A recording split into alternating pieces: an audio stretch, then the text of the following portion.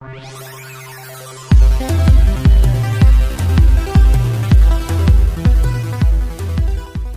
assalamualaikum warahmatullahi wabarakatuh. Jumpa lagi dengan channel saya, Video Moral. Kali ini saya akan mereview lagu lawas lagi dari Bang Haji Rhoma Irama yang berjudul 1001 Macam. Oke, langsung saja, begini liriknya. 1001 macam itu bidang pekerjaan, dari jadi pengamen sampai jadi seorang presiden. 1001 macam cara orang mencari makan, dari menjual koran sampai menjual kehormatan. Ada cara yang halal, ada cara yang haram. Silakan mau pilih cara mana. Namun semua cara ada tanggung jawabnya di hadapan Tuhan dan manusia. 1001 macam itu bidang pekerjaan, dari jadi pengamen sampai jadi seorang presiden. 1001 macam cara orang mencari makan, dari menjual koran sampai menjual kehormatan.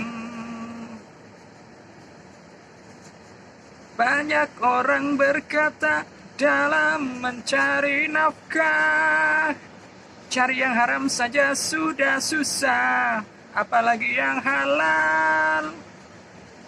Banyak orang berkata yang jujur pasti hancur, karena zaman ini sudah edan, jujur tidak makan. Siapa yang meninggalkan yang haram karena takut kepada Tuhan, pasti baginya akan digantikan rezeki yang halal dan digandakan, insya Allah. Oke, begitulah lirik lagu dari 1001 Macam karya Bang Haji Rhoma Irama.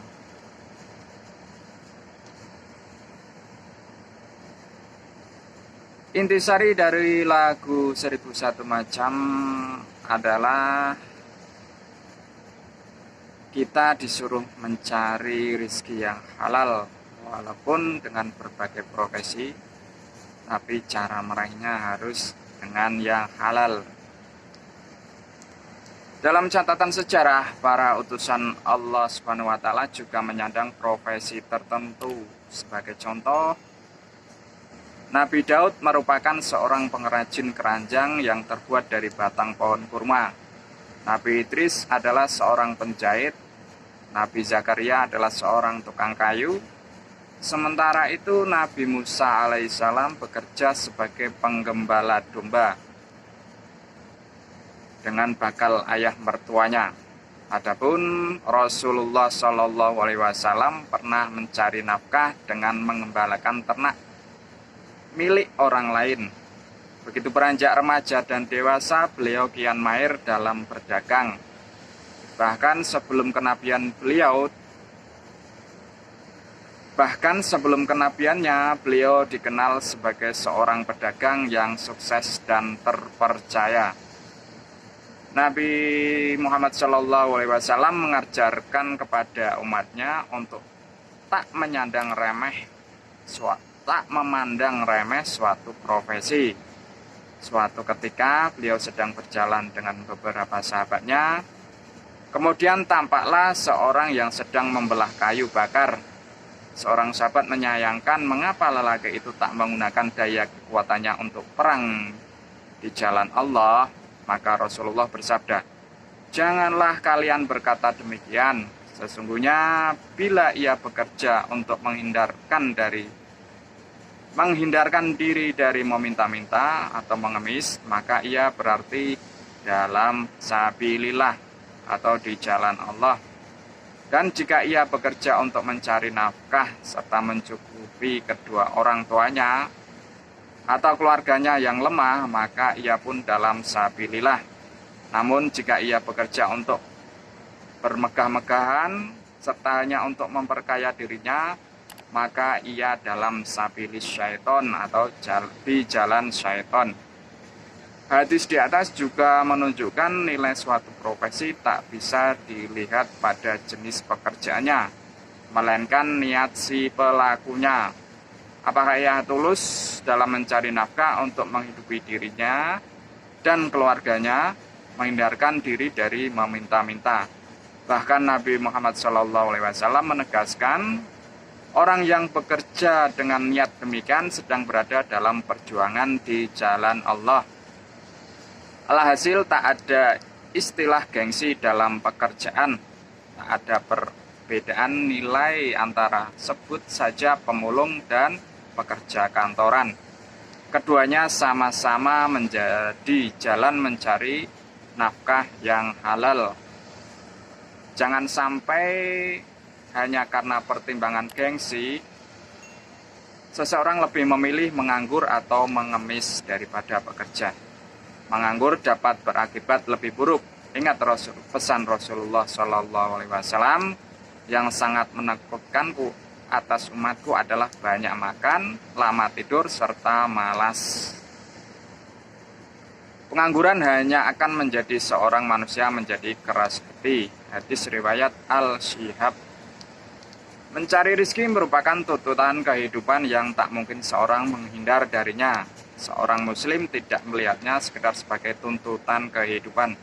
Namun ia mengetahui bahwa itu juga merupakan tuntutan agamanya dalam rangka mentaati perintah Allah Subhanahu wa taala untuk memberikan kecukupan dan ma'isyah kepada diri dan keluarganya atau siapa saja yang berada di bawah tanggung jawabnya. Dari sinilah seorang muslim bertolak dalam mencari rezeki sehingga tidak sembarangan dan tanpa peduli dalam mencari rezeki. Tidak pula bersikap materialistis atau yang penting kebutuhan tercukupi. Yang penting perut kenyang tanpa peduli halal dan haram, atau bahkan lebih parah dari itu, ia katakan seperti kata sebagian orang, yang haram saja dosa apalagi yang halal. Sekali-kali tidak. Itu adalah ucapan orang yang tidak beriman. Bahkan yang halal insya Allah jauh lebih mudah untuk didapatkan daripada yang haram. Dengan demikian, sebagai seorang muslim yang taat, ia akan memperhatikan rambu-rambu agama sehingga ia akan memilah antara yang halal dan yang haram. Ia tidak akan menyuapi dirinya, istri dan anak-anaknya kecuali dengan suapan halal. Oke, sekali lagi, apapun profesi kita saat ini, tetap jaga diri dan tetap memperhatikan rambu-rambu agamanya, yaitu agama Islam, agar terhindar dari rezeki yang haram. Amin. Semoga tetap waspada dalam mencari rezeki yang halal. Wassalamualaikum warahmatullahi wabarakatuh.